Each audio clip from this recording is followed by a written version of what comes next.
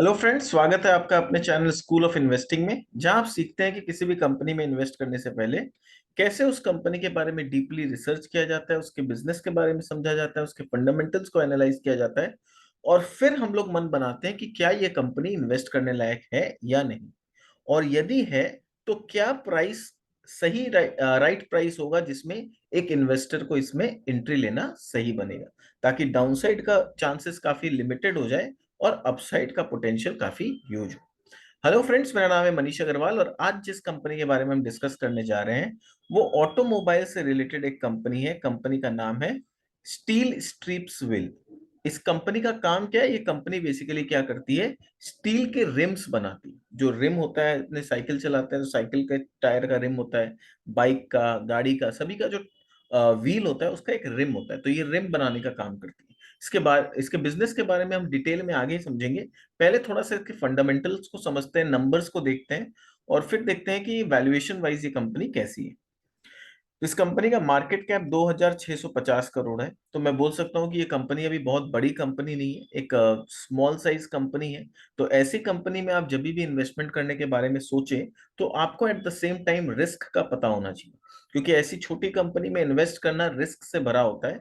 तो इससे पहले कि आप इस रिसर्च को देखें या बिजनेस के बारे में कुछ भी समझें, एक छोटा सा डिस्क्लेमर दूंगा कि ये कंपनी में आप इन्वेस्ट करें या ना करें, पर आपको बैकग्राउंड में ये क्लियर होना चाहिए कि इस ये छोटी कंपनी में इन्वेस्ट करना थोड़ा सा रिस्की होता है। तो सारे रिस्क पोटेंशियल को ध्यान में रख के ही आपको ऐसी कंपनी में इन्वेस्ट करने के बारे में सोचना चाहिए। मैंने इस कंपनी के बारे में स्टडी करना क्यों सोचा, क्योंकि इसका भी रिसेंटली नंबर्स आया है। नंबर्स थोड़ा सा इंप्रेसिव है और कंपनी अच्छा काम कर रही है, इसीलिए मुझे लगा कि ये कंपनी एक इंटरेस्टिंग कंपनी हो सकती है और डिसाइड किया कि इसके ऊपर स्टडी करना चाहिए। तो चलिए इसके ऊपर स्टडी डीपली करते हैं। तो मार्केट कैप जैसा मैंने बताया 2650 करोड़ है, करंटली 169 पे ट्रेड कर रहा है। हाई इसका 191 गया था, तो वहां से थोड़ा मोड़ा करेक्शन भी हम लोग को देखने मिला है। लो 135 गया था। स्टॉक अभी 13.6 के पी पे ट्रेड कर रहा है। बुक वैल्यू का बात करें तो 67 के आसपास का बुक वैल्यू है। तो प्राइस टू बुक जो है 2.54 का प्राइस टू बुक आता है। मार्केट कैप टू सेल्स आप देखो 0.66 है। तो ये काफी इंटरेस्टिंग है कि market cap to sales wise valuation थोड़ा सा अट्रैक्टिव दिखता है। डेट इक्विटी का बात करें तो वो भी बिलो 1 है, तो that is also interesting. Debt company में 882 करोड़ का है। तो 2650 करोड़ की कंपनी में ऑलमोस्ट 900 करोड़ का डेट, वो थोड़ा सा सोचने लायक है। डेट थोड़ा सा ज्यादा है। बट रिटर्न्स को देखते हैं, रिटर्न्स काफी अच्छा है। रिटर्न ऑन कैपिटल एम्प्लॉयड जो है ऑलमोस्ट 23% का है। रिटर्न ऑन इक्विटी कंपनी का ऑलमोस्ट 24.1% है। तो नंबर ऑफ शेयर्स का बात करें तो 15.6 करोड़ शेयर्स है, फेस वैल्यू 1 का है कंपनी में। अगर आगे देखें प्रमोटर का होल्डिंग के बारे में बात करें तो प्रमोटर के पास 62.6% होल्डिंग है, विच इज गुड। बट एक चीज जो नेगेटिव है वो देखिए, परसेंटेज प्लेज्ड, यानी प्रमोटर के 19.5% शेयर्स प्लेज किए हुए हैं। तो हो सकता है कि यही शेयर को प्लेज करके उन लोगों ने लोन लिया हो। तो ये एक नेगेटिव चीज होता है जब भी प्रमोटर अपने शेयर को प्लेज करता है। हाँ, प्लेज बहुत ज्यादा नहीं है but at the same time बहुत कम भी नहीं है। 19.5 is almost 20% of the share is pledged. तो इसको आपको ध्यान में रखना होगा, this is one risk factor. तो जैसा मैंने बताया, एक डेट रिस्क फैक्टर है और दूसरा प्रमोटर का जो शेयर प्लेज है वो भी थोड़ा सा नेगेटिव चीज है। बट पेग रेशियो आप देखो 0.45। तो पेग रेशियो 0.45 बताता है कि वैल्यूएशन काफी अट्रैक्टिव है। तो मेरा काम देखिए यहाँ पर न्यूट्रल होके आपको जो भी रिस्क है वो भी बताना है और जो अच्छी है, अच्छी बात है कंपनी में, वो भी बताना है। तो मेरा यहाँ पर जो एनालिसिस है वो ना मैं इस स्टॉक को रिकमेंड कर रहा हूँ ना मैं स्टॉक को रिजेक्ट करने के लिए कह रहा हूँ। मेरा काम है आपको न्यूट्रल पॉइंट ऑफ व्यू से अच्छा और बुरा सब कुछ स्टॉक के बारे में बता दूं और फिर आप अपना मन बना पाए कि आपको इस स्टॉक में इन्वेस्ट करना है या नहीं। मेरे तरफ से किसी भी तरह का कोई रिकमेंडेशन कभी भी नहीं होता है। करंट लाइबिलिटी का बात करूं तो 1100 करोड़ का करंट लाइबिलिटी है, बट करंट असेट 1200 करोड़ का है, तो विच इज ओके। अगर शेयर का चार्ट पैटर्न देखें तो चार्ट पैटर्न में बहुत ज्यादा फॉल कभी नहीं आया, यहाँ थोड़ा सा फॉल आया था बट तुरंत ये रिकवर हुआ। तो अच्छा चीज जो चार्ट पैटर्न में नजर आ रहा है, जो मेरे को नजर आ रहा है इसमें, कि बाउंस बैक काफी फास्ट आ रहा है। कि यहाँ पर गिरा था बट तुरंत कंपनी ने बाउंस बैक किया। तो जो जनरली जो स्ट्रांग कंपनी होती है, ऐसा नहीं कि स्ट्रांग कंपनी में कभी मार्केट में फॉल नहीं आता। इंटरेस्टिंग चीज ये है कि फॉल आने के बाद वो रिकवर बहुत जल्दी करते हैं। जो वीक कंपनीज होती है उसमें फॉल आने के बाद रिकवरी नहीं आता, बट जो स्ट्रांग कंपनी जिसका फंडामेंटल अच्छा होता है उसमें रिकवरी बहुत फास्ट आता है। आप यहाँ देखो, यहाँ पर फिर रिकवरी आया, रिकवरी के बाद फिर मार्केट के साथ साथ थोड़ा सा फॉल आया, बट अगेन यहाँ पर तुरंत से रिकवरी आ गया और अभी ये दोबारा से 50 और 200 डीएमए के ऊपर ट्रेड कर रहा है। तो ये चीज बताता है कि कंपनी में स्ट्रेंथ है कि जब भी फॉल आता है रिकवरी बहुत फास्ट आता है। तो दिस इज समथिंग जो हमेशा ध्यान में रखना चाहिए एज एन इन्वेस्टर। भले ही हम फंडामेंटल एनालिसिस कर रहे हैं, इन्वेस्टमेंट कर रहे हैं, बट इसका मतलब ये नहीं कि हमें चार्ट बिल्कुल भी नहीं देखना चाहिए। हमें चार्ट को भी देखना है, but technical point of view से नहीं, फंडामेंटल पॉइंट ऑफ व्यू से चार्ट को देखना है। कंपनी का अगर कॉन्स बोलूं तो stock is trading as 2.5 times the book value. Company has low return on equity. वो पिछला अगर 3 साल का एवरेज देखें तो रिटर्न लो था। अब इसके पीछे कारण ये है कि पिछले 3 साल में अगर बात करें तो ऑटो सेक्टर भी काफी डाउन था। तो ये सब कंपनी का परफॉर्मेंस जो होता है ना, they are directly linked with the performance of auto industry. तो ऑटो इंडस्ट्री जब भी अच्छा करेगी इनका सेल्स बढ़ेगा, इनके रिटर्न्स अच्छे आएंगे। और जब भी ऑटो इंडस्ट्री थोड़ा सा डाउन होगा ना तो इनको भी तकलीफ होगा। तो 3 साल का एवरेज काफी लो है, क्योंकि हम लोग जानते हैं 2020 2019 कितना खराब गया था ऑटो सेक्टर में, कितना डाउन स्लो डाउन चल रहा था। बट आगे कंपनी का क्या है, जो ग्रोथ आया है, अभी जो रिजल्ट आया है वो काफी अच्छा है और प्रॉफिट ग्रोथ भी 30% के कैगर से ग्रो किया।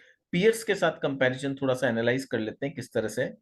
तो इनका पीई जो है आज के डेट में 13.6 का पीई पे कंपनी ट्रेड कर रही है।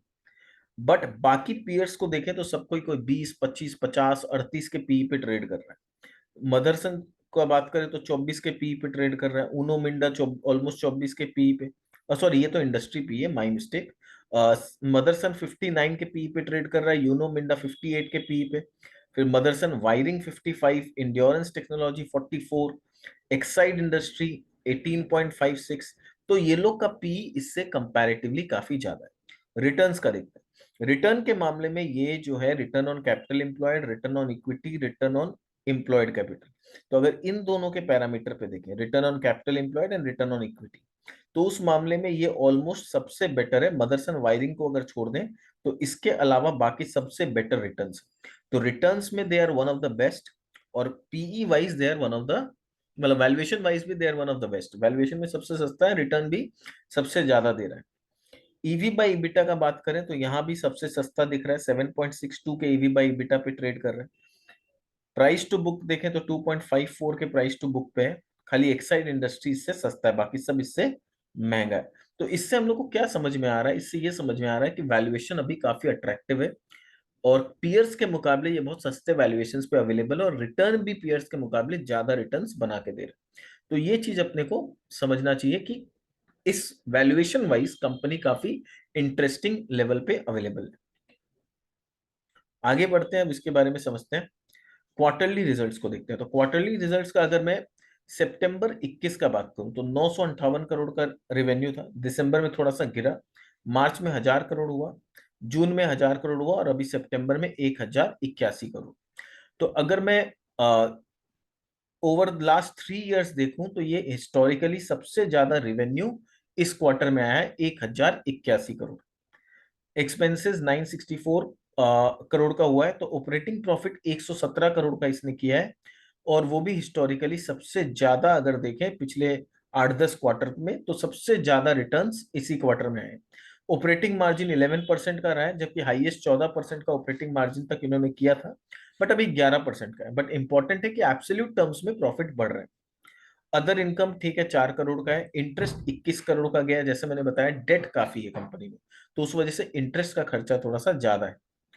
टैक्स इन्होंने 32% का टैक्स दिया है। उसके बाद भी कंपनी का जो ईपीएस आया है 3 रुपया 50 पैसा, जो आई वोंट से कि हिस्टोरिकली सबसे ज्यादा है, क्योंकि यहाँ पर सितंबर 21 में 4 रुपया का ईपीएस किया था।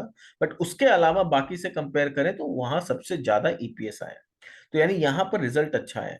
अब रिजल्ट अच्छा आने के पीछे का कारण समझो कि एक तो auto sector is doing fairly well. मैं नहीं बोलूंगा कि खराब कर रहा है, मैं नहीं बोलूंगा कि एकदम ब्लास्टिंग रिजल्ट आ रहे हैं, बट ऑटो इंडस्ट्री में ग्रोथ आ रहा है। और जिस तरह से ऑटो इंडस्ट्री में ग्रोथ आ रहा है, इनके डिमांड्स बढ़ेंगे।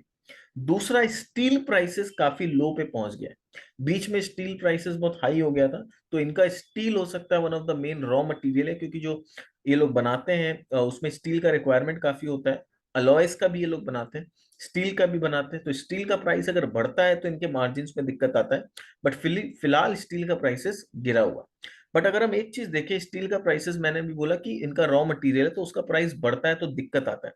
बट आप यहां देखिए कि इनके पास प्राइसिंग पावर कितना स्ट्रांग है। अगर बात करें जून 2021 सितंबर 2021, तो उस समय steel prices were very high. तो उस समय जब स्टील प्राइसेस बहुत ज्यादा हाई था, उस समय भी इन लोगों ने 14% का ऑपरेटिंग मार्जिन किया।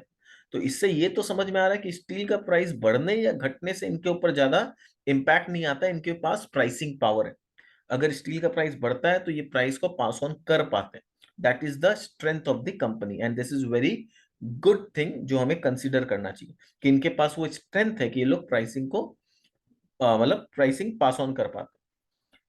फिर इनका बैलेंस शीट का अगर मैं बात करूं ग्रोथ का, तो पिछले साल भर में 41% का सेल्स ग्रोथ आया है। 3 साल में 20% के कैगर से कंपनी ने ग्रो किया है, और 5 साल में 22% के कैगर से कंपनी ने ग्रो किया है। प्रॉफिट का बात करें तो पिछले साल भर में भले ही 4% का ही प्रॉफिट ग्रोथ आया हो, बट 5 साल में 30% के कैगर से ग्रोथ आया है, और 3 साल में 36% के कैगर से ग्रोथ आया है। बैलेंस शीट में देखें तो डेट इनका मार्च 2022 में 780 करोड़ था, जो बढ़ के 882 करोड़ हो गया। तो डेट इनका थोड़ा सा बढ़ा है। इनके रिजर्व्स में आज 1028 करोड़ का रिजर्व है इनके बुक में। अदर लाइबिलिटीज 800 करोड़ का है। करंट वर्क इन प्रोग्रेस इनका 135 करोड़ है। तो अभी इनके पास जो फिक्स्ड एसेट जो ब्लॉक है 1318 करोड़ का है, और 135 करोड़ का करंट वर्क इन प्रोग्रेस।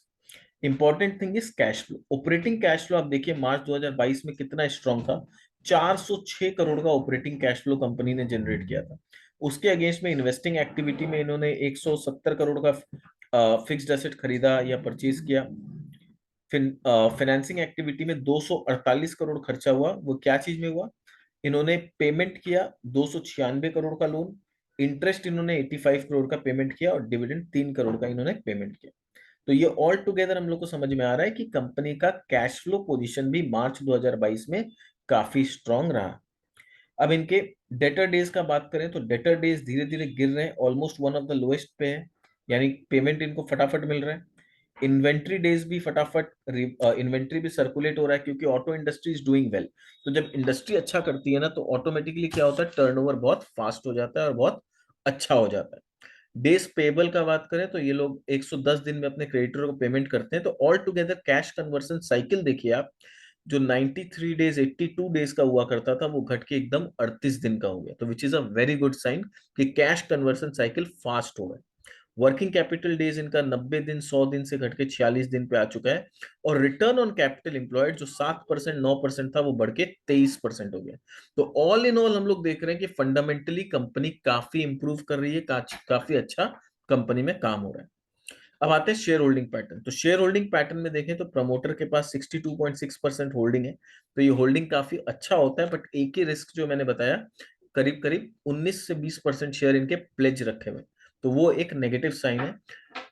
देखना होगा हमें, जो ट्रैक करना होगा ये कि क्या प्रमोटर अपने प्लेज को रिलीज करवा रहे हैं।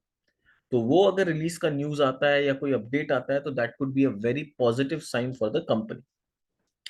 फॉरेन इक्विटी इन्वेस्टर्स का 0.14% होल्डिंग है। डोमेस्टिक इक्विटी म्यूचुअल फंड का 0.4% होल्डिंग है, और पब्लिक के पास 36.8% होल्डिंग है। So this was all about the fundamentals of the company. उम्मीद करता हूं कि आपको कंपनी के फंडामेंटल्स क्लियर हो गए होंगे। अब हम लोग आगे बढ़ते हैं और कंपनी के बिजनेस के बारे में डिटेल में समझते हैं। पर आगे बढ़ने से पहले, अगर आप नए आए हैं हमारे चैनल में, तो इसे सब्सक्राइब जरूर कर दीजिए, ताकि आने वाले ऐसे ही हम लोग और भी वीडियोस बनाएंगे जहां कंपनी के बारे में हम लोग डेप्थ में रिसर्च करेंगे। तो वहां पर आपको इमीडिएटली नोटिफिकेशन मिल जाएगा। बट उसके लिए आपको सब्सक्राइब के साथ साथ जो बेल बटन है वो भी दबाना होगा, और उसमें ऑल प्रेस करना मत भूलिएगा, ताकि इमीडिएटली आपको नोटिफिकेशन मिल जाए। और अगर आप ऑलरेडी सब्सक्राइब्ड है, हमारे हमारे वीडियोस आपको पसंद आ रहे हैं, तो इसे लाइक करना मत भूलिएगा, क्योंकि आप जितना लाइक करेंगे उतना हमारा मोटिवेशन बढ़ेगा। और अच्छा लगता है जब आप लाइक करते हैं। कमेंट जरूर करिएगा कि बताइएगा कि आपको क्या अच्छा लगा, क्या नहीं अच्छा लगा।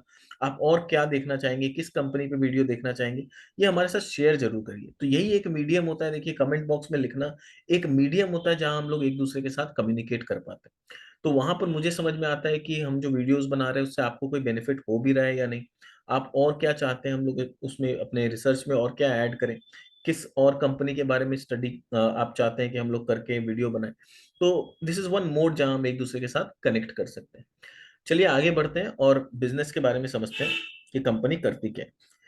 तो इसका शॉर्ट फॉर्म कंपनी का जो है SSWL है। तो is a leader in designing and manufacturing automotive wheels. तो इनका लीडरशिप या स्पेशलिटी क्या है, बिजनेस का स्ट्रेंथ क्या है, ये लोग डिजाइनिंग और मैन्युफैक्चरिंग ऑटोमोटिव जो व्हील्स होता है उसको बनाने में महारत है इनका। ये लोग जो व्हील बनाते हैं, जो जो रिम्स बनाते हैं, वो स्टील से भी बनता है और अलॉय कैटेगरी से। अलॉय का मतलब होता है जब एक से ज्यादा मेटल्स को मिक्स करके अलॉय बनाया जाए, उससे फिर जब जब रिम्स बनता है तो उसको अलॉय कैटेगरी बोलते हैं। Our state of art facilities cater to wide range of domestic and global automobile makers while following the highest quality standards। तो कंपनी प्रोक्लेम कर रही है कि हम लोग के बेस्ट ऑफ डोमेस्टिक क्लाइंट्स है और ऑटोमोबाइल के जो कस्टमर्स है, ग्लोबल मेकर्स भी है, वो भी हमारे क्लाइंट्स है। और हम लोग का जो क्वालिटी का जो स्टैंडर्ड है वो one of the highest in the industry है। We are based on Chandigarh with manufacturing facilities at Dappar Punjab, Oragadam Chennai, Jamshedpur Jharkhand, Mehsana Gujarat and Seraikela Jharkhand. तो ये पांच इनके फैसिलिटीज है। These plants have combined manufacturing capacity of 20 plus million wheels per annum। 20 million मतलब 2 crore wheels एक साल में ये लोग कंबाइंड कैपेसिटी बना सकते हैं। एंड ग्रोइंग मतलब ये कैपेसिटी ये लोग दिन पे दिन बड़ा भी कर रहे हैं। As we continue to explore new avenues, we have been able to build up a successful and long lasting strategic partnership with Indian industry giants like Tata Steel and international players like Kalink of South Korea। तो इन्होंने कुछ strategic partnership भी बना रखा है। उसमें ये लोग नाम बता रहे हैं कि टाटा स्टील के साथ, क्योंकि इनको स्टील इनका मेन रॉ मटेरियल है, तो टाटा स्टील के साथ कुछ पार्टनरशिप है इनका। और कलिंग कंपनी जो साउथ कोरिया की कंपनी है, शायद उनके साथ टेक्नोलॉजी का कोई पार्टनरशिप कर रखे कि साउथ कोरिया से इनको कोई टेक्नोलॉजी अवेलेबल होगा। तो they are leader in designing and manufacturing, जैसा मैंने बताया, caters to wide range of domestic and global automobile makers. तो जो मैंने बताया वही चीज यहाँ पर है। अब हाइलाइट्स में देखें तो ये 1991 में फॉर्म हुआ था। टोटल इनके 4 व्हील प्लांट्स हैं। कैपेसिटी 23 मिलियंस पर एनम का है। तो वहां पर 20 मिलियन लिखा हुआ था, बट यहाँ पर जो लेटेस्ट अपडेट आया है यहाँ पर 23 मिलियन लिखा हुआ है। और 5,000 एम्प्लॉइज इनके यहाँ काम करते हैं। Since inception in 91, we have employed our domain knowledge and expertise to design and manufacture wheel across a wide range of spectrum for our domestic and global clients। यानी बोलना चाह रहे हैं कि हम लोगों के पास ऐसा टेक्नोलॉजी है कि हम वाइड स्पेक्ट्रम ऑफ व्हील्स बना सकते हैं। छोटी गाड़ी का भी बना सकते हैं, बाइक का भी बना सकते हैं, 3 व्हीलर का भी, 4 व्हीलर का भी, और ट्रक्स का भी बना सकते हैं। तो इनके पास ऐसा टेक्नोलॉजी है कि ये लोग वाइड वेराइटी ऑफ व्हील्स बना सकते हैं। अब ये इंपॉर्टेंट क्यों है? ये इंपॉर्टेंट इसलिए है क्योंकि क्या होता है ना, आप देखिए ऑटो सेक्टर का जब मैं बात करता हूं, तो ऑटो सेक्टर एक्चुअली 2 भाग में डिवाइडेड है। इसको समझना बहुत जरूरी है। आप ये चीज नहीं समझेंगे तो आप ऑटो इंडस्ट्री को कभी प्रॉपरली आने वाले ट्रेंड्स को नहीं समझ पाएंगे। Auto industry is not a single industry. Auto industry actually 2 part में डिवाइडेड है। एक होता है पैसेंजर व्हीकल्स, एक होता है कमर्शियल व्हीकल्स। ये दो चीज। पैसेंजर व्हीकल्स का ग्रोथ डिपेंड करता है लोगों के अर्निंग्स के ऊपर, बैंक रेट के ऊपर, कि बैंक रेट सस्ता होगा, सस्ते में ऑटो लोन्स मिलेंगे, तो कंज्यूमर जाके गाड़ी खरीदेगा। कंज्यूमर का इनकम बढ़ेगा, इकोनॉमी अगर बूम पीरियड में है, इनकम बढ़ रहा है, तब लोग जाके पैसेंजर व्हीकल्स खरीदेंगे। बट कमर्शियल व्हीकल का डिमांड किस पे डिपेंड करता है, कि इंडस्ट्री ग्रोथ आ रहा है कि नहीं, देश का जीडीपी ग्रो हो रहा है कि नहीं। क्योंकि जितना इंडस्ट्री ग्रोथ आएगा, जीडीपी ग्रोथ होगा, इसका मतलब बिजनेस बढ़ रहा है, बिजनेस डेवलप हो रहा है। और बिजनेस जितना डेवलप होगा उतना कमर्शियल व्हीकल का डिमांड आएगा। तो दोनों का जो फैक्टर है डिमांड, जिसको इन्फ्लुएंस, जिस वजह से इन्फ्लुएंस होता है, वो फैक्टर पूरा अलग है। तो पैसेंजर व्हीकल डिपेंड करता है कंज्यूमर के इनकम के ऊपर, बैंक रेट के ऊपर, जबकि कमर्शियल व्हीकल का डिमांड बैंक रेट से उतना ज्यादा इंपैक्ट नहीं होता है, बिजनेस के ग्रोथ के ऊपर डिपेंड करता है। अगर बिजनेस ग्रो कर रहा है, लॉजिस्टिक्स ग्रो कर रहा है, तो कमर्शियल व्हीकल्स का डिमांड आएगा। तो इसीलिए क्या है, ये जरूरी है कि आपके पास ऐसा टेक्नोलॉजी हो कि आप पैसेंजर व्हीकल्स के भी व्हील बनाएं, कमर्शियल व्हीकल्स की भी। तब क्या होगा, जो अगर मान लीजिए कभी पैसेंजर व्हीकल में थोड़ा डाउन, स्लो डाउन आ गया, तो आप कमर्शियल व्हीकल पे फोकस कर सकते हैं। कमर्शियल व्हीकल में स्लो डाउन हो गया तो पैसेंजर का व्हील बना सकते हैं। तो आपके बिजनेस के नंबर्स बहुत ज्यादा अप डाउन नहीं करेंगे। तो एक कंसिस्टेंट आपका बिजनेस मेंटेन हो रहा है। तो इसीलिए ये कंपनी जो बता रही है कि हमारे पास वाइड रेंज है, इसलिए मैं इस पे इतना ज्यादा फोकस कर रहा हूँ, क्योंकि ये समझना बहुत जरूरी है। अगर मान लीजिए कोई कंपनी है जो सिर्फ पैसेंजर व्हीकल्स के ही व्हील्स बनाती है, तो अगर मान लीजिए बैंक रेट बढ़ रहा है तो पैसेंजर व्हीकल्स का डिमांड गिरेगा, तो उनका बिजनेस पे बहुत ज्यादा इंपैक्ट आएगा। बट अगर वो दोनों बनाती है तो ठीक है, पैसेंजर का डिमांड कम हुआ, कमर्शियल का अगर बढ़ रहा है तो वहां पर फोकस करके वहां से सेल्स ले आएंगे। तो ये बहुत इंपॉर्टेंट है। Company has won various awards which stands as a testament to its quality first. तो उनको काफी अवार्ड्स मिला है अपने क्वालिटी के लिए। Under the leadership of mister R K Garg, जो कि कंपनी के चेयरमैन है, एंड मिस्टर धीरज गर्ग, जो कि एमडी है, company has come a long way from its humble beginning. It has grown to over 5,000 employees, has 10 plus production lines, and serves all the major automakers around the world. तो around the world जितने बड़े बड़े ऑटोमेकर्स हैं, सब कहीं ना कहीं इनके क्लाइंट्स। कंपनी का जर्नी के बारे में डिस्कस करते हैं। कंपनी का जर्नी कैसा रहा है। दो started a commercial production for Maruti Suzuki from Dappar plant in Chandigarh. तो इनका बिजनेस जो स्टार्ट हुआ था, सबसे पहला क्लाइंट जो इनको मिला था मारुति सुजुकी। उस कंपनी के लिए ये लोग रिम्स बना के सप्लाई किया करते थे पंजाब यूनिट से, चंडीगढ़ यूनिट से। फिर टू व्हीलर एंड ट्रैक्टर के व्हील्स बनाना चालू किए। They started a commercial production for two wheelers and tractors. उसके बाद 2007 आते आते सब 2006 में इन्होंने लाइट कमर्शियल व्हीकल्स के व्हील बनाना चालू किए। 2007 में इन्होंने एक्सपोर्ट करना चालू किया, start of commercial production for exports market by supplies of passenger car wheels to पेनट क्लाइटन फ्रांस। तो फ्रांस में इन्होंने पहली बार एक्सपोर्ट करना चालू किया। Commercial production of high commercial vehicles इन्होंने स्टार्ट किया 2007 में। 2008 में इनका चेन्नई प्लांट स्टार्ट हुआ। फिर 2009 में प्रोडक्शन इनका चालू हुआ, developed semi full face style wheel for Renault Romania. तो रोमानिया में रेनॉल्ट कंपनी के लिए लोग प्रोडक्शन करना चालू किया 2009 में। 2010 में इनका जमशेदपुर प्लांट आया। 2016 में इनका मायर स्टील सर्विस सेंटर इन्होंने स्टार्ट किया। 17 में चेन्नई का ट्रक प्लांट स्टार्ट किया और ट्रक के व्हील्स बनाना चालू किए। 17 में महसाना प्लांट आया and they started production of passenger car alloy wheels. तो ये महसाना प्लांट का इंपॉर्टेंस क्यों है, क्योंकि ये एक तो पहले 3-4 साल पहले ही चालू हुआ है, 4-5 साल पहले। और दूसरा बात ये है कि ये सबसे अलग प्लांट है। बाकी प्लांट्स में ये लोग स्टील के व्हील्स बनाते हैं, यहाँ पर ये लोग अलॉय के स्टील्स अलॉय के व्हील्स बनाते हैं। तो ये Mehsana plant is very important.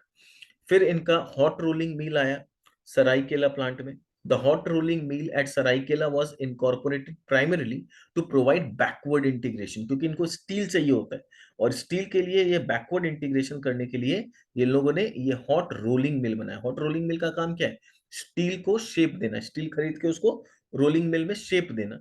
तो ये इन्होंने बैकवर्ड इंटीग्रेशन के लिए किया।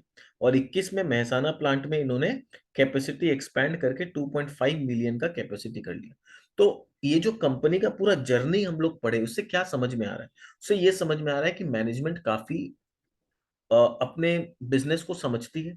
उनको पता है कि अगर कंपनी को आगे बड़ा करना है तो उनको किस तरह से वैरायटीज को जोड़ना होगा। आप खाली टू व्हीलर में नहीं रह सकते, आप खाली पैसेंजर व्हीकल्स में नहीं रह सकते। तो आपको कमर्शियल व्हीकल्स में भी आना होगा, ट्रक्स में भी आना होगा, गाड़ी में भी आना होगा। आपको बैकवर्ड इंटीग्रेशन भी करना होगा ताकि आपका कॉस्ट ऑफ प्रोडक्शन कम हो, ताकि आप कंपटीशन को बीट कर पाए। फिर अगर स्टील का दाम बहुत ज्यादा बढ़ जाता है तो वहां पर उसको केटर करने के लिए आपको अलॉय के स्टील्स बनाने आने चाहिए। तो ओवर द पीरियड कंपनी ने काफी अच्छे तरीका से अपने बिजनेस को डाइवर्सिफाई किया है और थोड़ा सा रिस्क से अपने आप को बचा के रखा है। तो दिस इज वेरी इंटरेस्टिंग। मुझे ये जर्नी पढ़ना बहुत अच्छा लगता है, क्योंकि ये जर्नी पढ़ के हमें मैनेजमेंट के थॉट प्रोसेस के बारे में पता चलता है। क्योंकि मैनेजमेंट का थॉट प्रोसेस हम लोग सिर्फ एक क्वार्टर का रिजल्ट या एक साल का रिजल्ट देख के नहीं पता चल सकता। जब हम मैनेजमेंट का पूरा जर्नी समझते हैं ना कंपनी का, तब एक्चुअली पता चलता है कि ओवर द इयर्स वो लोग किस तरह से अपने बिजनेस को ग्रो कर रहे हैं, उनका थॉट प्रोसेस क्या है, क्या वो डाइवर्सिफाई करना चाह रहे हैं, क्या वो एक ही प्रोडक्ट में रहना चाह रहे हैं। तो इससे उनका बिजनेस का स्ट्रैटेजी के बारे में पता चलता है और उम्मीद कर सकते हैं कि आगे और मैनेजमेंट क्या कर सकता है। तो दिस इज वेरी इंटरेस्टिंग। इसीलिए क्या होता है, मैं जर्नी पे हमेशा फोकस करता हूँ। बहुत लोग होते हैं उनको लगता है कि पास्ट का जर्नी से क्या मतलब है, बट हाँ, पास्ट के जर्नी से मतलब है। पास्ट से ही तो पता चलता है कि फ्यूचर और क्या हो सकता है। तो मुझे ये बहुत इंटरेस्टिंग लगता है। स्ट्रैटेजिक पार्टनरशिप का अगर मैं बात करूं तो इनका पार्टनरशिप जैसा मैंने बताया, टाटा स्टील के साथ इनका पार्टनरशिप किया हुआ है 2008 में, जहां पर टाटा स्टील के पास 6.97% स्टेक है। Nippon steel and Sumitomo metal corporation Japan के साथ 2010 में पार्टनरशिप हुआ था। एंड कलिंक कंपनी साउथ कोरिया के साथ 2015 में हुआ था। और ये क्यों हुआ था, ताकि उनका टेक्निकल एक्सपर्टाइज इनको मिल सके।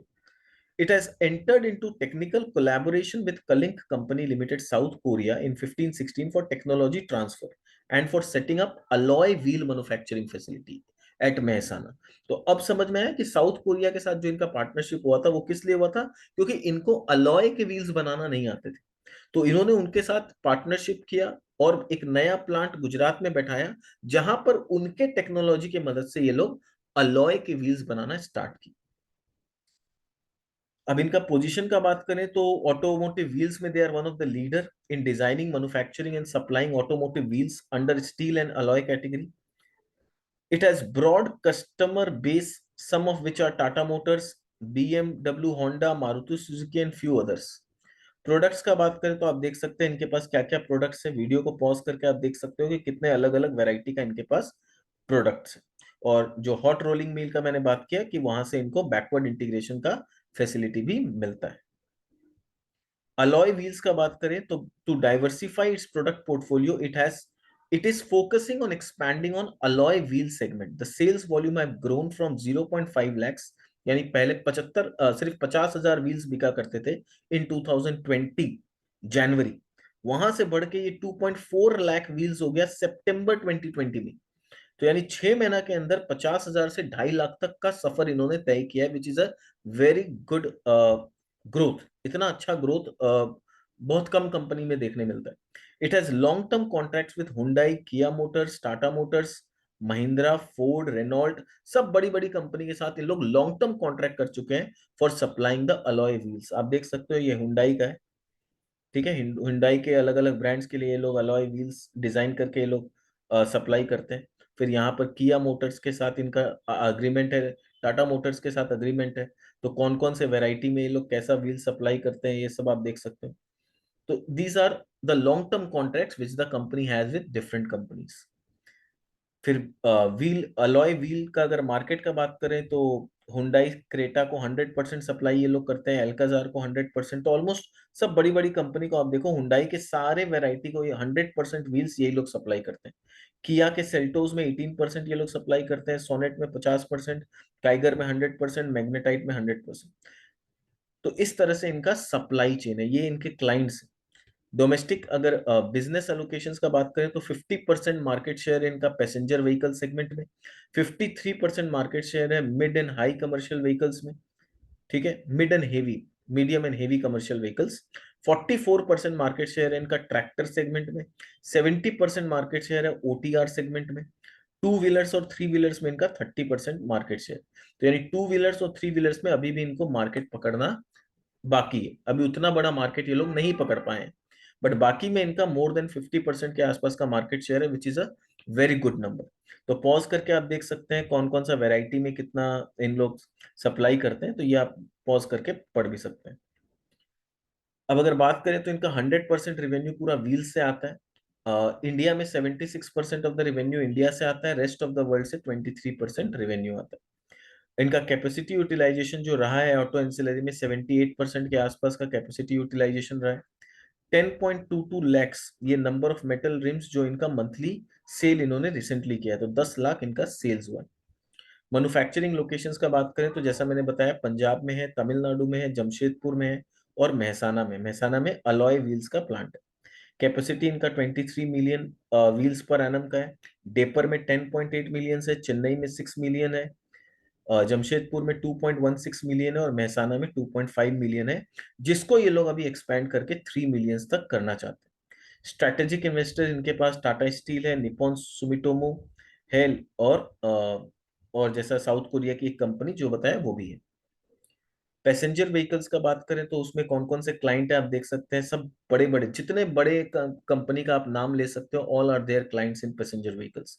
ट्रैक्टर सेगमेंट में आप देखिए Mahindra, Eicher, Escorts, John Deere, Captain, Kubota, Gromax, New Holland, प्रेस प्री, ये सोनालिका, ये सारे बड़े बड़े, यामाहा, सॉरी यनमार, ये सब इनके ट्रैक्टर में क्लाइंट्स हैं। एक्सपोर्ट लोकेशंस का आप देख सकते हो कितने सारे कंट्री में इनका एक्सपोर्ट है। रशिया, यूके, जर्मनी, पोलैंड, मतलब यूरोप तो ऑलमोस्ट पूरा ही है, यहाँ रशिया है। फिर साउथ ईस्ट में थाईलैंड है, साउथ कोरिया है, जापान है। फिर यहाँ अफ्रीका में कोम्बोडिया है, कोलंबिया है, ब्राजील है, अर्जेंटीना है। फिर यहाँ पर यूरोप और अमेरिका में यूएसए एंड कनाडा है। तो ऑलमोस्ट पूरे लोकेशंस में इनका आज सप्लाई हो रहा है, तो काफी बड़ा इनका एक्सपोर्ट मार्केट भी है। फाइनेंशियल परफॉर्मेंस का बात करें तो सेल्स का टर्नओवर आप देख सकते हैं 1550 करोड़ से बढ़ते बढ़ते आज ऑलमोस्ट 3400 करोड़ तक पहुंच चुका है, तो which is a very good growth. Growth काफी अच्छा आ रहा है। ग्रोथ ड्राइवर्स, एक्सपोर्ट का अगर वैल्यू का बात करें तो 115 करोड़ का एक्सपोर्ट करती थी कंपनी 17-18 में, वहां से बढ़ते बढ़ते आज 900 करोड़ का एक्सपोर्ट होने लगा। तो एक्सपोर्ट मार्केट कितना तेजी से ग्रो कर रहा है ये आप देख सकते हैं। महसाना प्लांट का अगर बात करें तो जितना वैल्यू ऑफ सेल्स अलॉय से आता है, तो 57 करोड़ का सेल्स खाली आता था अलॉय से, जो आज बढ़ते बढ़ते अलॉय प्लांट से 650 करोड़ का रेवेन्यू अलॉय प्लांट से आने लगा है। आगे इनका क्या टारगेट है, तो आप 18-19 में जब कंपनी थी तो आप देख सकते हो डोमेस्टिक सेल्स 87% था, अलॉय व्हील से 3% था और एक्सपोर्ट सिर्फ 10% था। 2020-21 में 65% डोमेस्टिक हुआ, 19% अलॉय हुआ, तो अलॉय का 3% से बढ़ के 19% हुआ और एक्सपोर्ट बढ़ के 16% हो गया। 21-22 में एक्सपोर्ट बढ़ के 28% हो गया और अलॉय का रेवेन्यू 19% ही रहा और डोमेस्टिक बिजनेस 53% हो गया। आगे इनका क्या टारगेट है कि डोमेस्टिक बिजनेस 50% रह जाए, अलॉय से जो बिजनेस है वो 24% आने लगे और 26% रेवेन्यू इनका एक्सपोर्ट से आने लगे। ये इनका फ्यूचर प्लान्स है।